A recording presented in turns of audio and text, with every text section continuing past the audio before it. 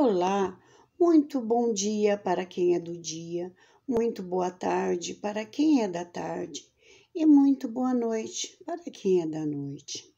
Graças à tecnologia, temos a possibilidade de assistir às palestras a qualquer momento e a qualquer lugar. E hoje estamos aqui para mais um estudo. E neste momento nós convidamos a todos para juntos elevarmos os nossos pensamentos a Deus, pedindo a Ele a permissão e a bênção para a realização desses estudos, que ora vamos fazer. Coube-nos trazer os esclarecimentos do capítulo 3 do Livro dos Espíritos, Retorno da Vida Corpórea à Vida Espiritual. No que diz respeito ao item 3, Perturbação Espírita, questões 163 a 165. E para início, nós vamos fazer uma citação. A punição mais imediata, sobretudo entre os que se acham ligados à vida material, em detrimento do progresso espiritual, consiste na lentidão do desprendimento da alma do corpo físico, nas angústias que acompanham a morte e o despertar na outra vida, e na consequente perturbação que se pode prolongar por meses ou anos a fio. Allan Kardec, O Céu e o Inferno, primeira parte, capítulo 7, item 22. Decorridos milênios da nossa evolução espiritual no planeta Terra, o homem terreno ainda não se conscientizou a respeito da responsabilidade diante da vida, e principalmente diante da morte.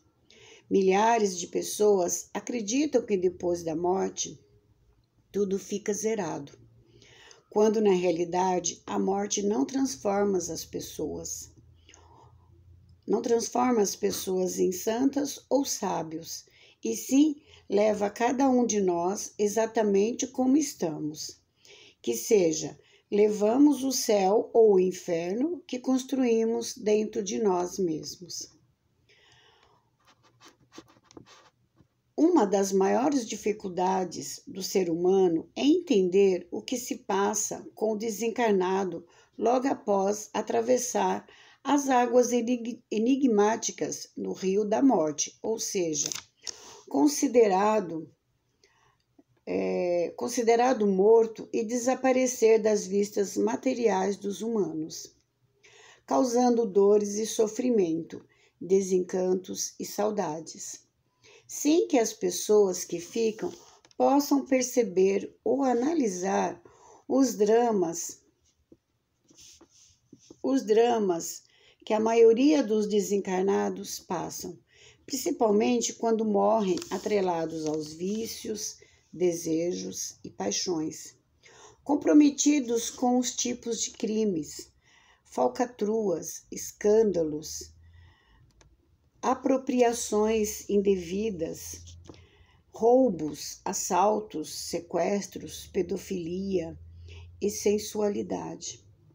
Nesses casos, a perturbação costuma iniciar até mesmo antes da morte, devido ao medo que vai encontrar do outro lado da vida.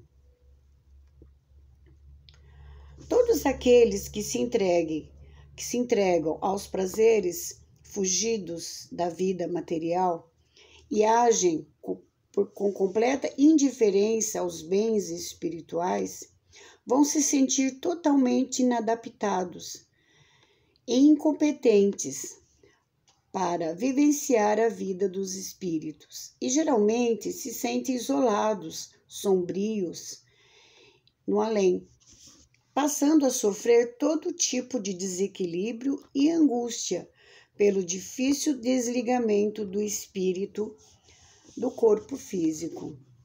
A escravização dos sentidos materiais aos prazeres da vida terrena, valorizando mais os desejos e as emoções temporárias da vida, que são corolários do egoísmo e do orgulho. Fazemos com que o espírito imortal esse andarilho do infinito, esse nômade do espaço, possa experimentar todo tipo de sofrimento, antes de se desligar completamente do corpo físico, que deverão ser levados à sepultura. Muitos espíritos acompanham a roupagem carnal inerte no caixão até o cemitério, e ali permanecem por longo tempo, dependendo, é claro, da gravidade dos crimes e do seu comprometimento com o mal. E a pior situação é certamente a do suicida ou de criminosos de faltas hediondas, que no mais das vezes costumam visualizar seus corpos sendo devorados pelos vermes, que são carrascos invisíveis, já em estado latente do próprio organismo humano, e que afloram através do fenômeno morte.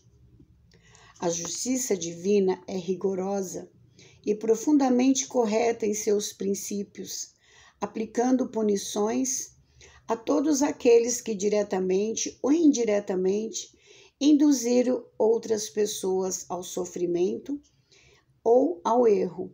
E geralmente a culpa se constrói de maior gravidade, por ser o agente causador do transtorno direcionado para outros. Muitas vezes, numa simples brincadeira de mau gosto, ou intrigas bem acalentadas pela ignorância, ou ainda a zombaria dita inocente. Provocam dores e sofrimentos aos nossos irmãos de luta, quedas incríveis e até o suicídio. E isso sem falar do relacionamento afetivo sexual, nos quais encontramos desajustes sombrios, quando uma das partes lesa os interesses do outro, estabelecendo um clima geralmente que deságua em desgraça e tragédia. Quando maior for a materialização mental do espírito, maior será a sua perturbação espiritual no além, porque acostumado exclusivamente a lidar com as coisas materiais, dificilmente enxergará qualquer cena espiritual e estará diretamente ligado aos bens terrenos com os quais viveu intensamente, sofrendo diuturnamente pela falta desses bens e pela falta de uma estrutura espiritual que pudesse libertá-lo dos grilhões representados pelos tesouros da terra. A perturbação do espírito infrator pode levar meses ou anos a fio até que se recupere da lucidez mental, chegando ao arrependimento e ao remorso, que são antídotos eficazes para o início das reparações necessárias à libertação espiritual. A punição do espírito imortal nunca parte de Deus, e sim dele próprio, pois já se encontra gravado em sua consciência imortal, que após a morte do corpo físico se transforma num juízo severo e implacável, analisando e catalogando todas as nossas faltas, ajuizando-as e preparando um processo de reparações que obrigatoriamente teremos que realizar.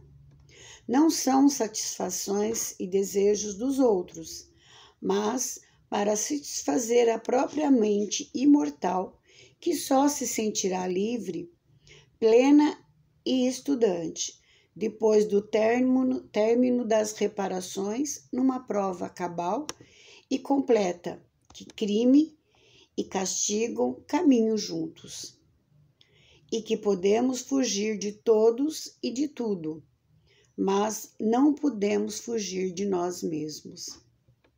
A melhor maneira de fugir das perturbações depois da morte é descartar as viciações, os ilícitos e os pecados que infantilmente cometemos enquanto vivos, desobedecendo às leis dos homens e principalmente às leis de Deus, que são mais rigorosas e punem até os nossos pensamentos.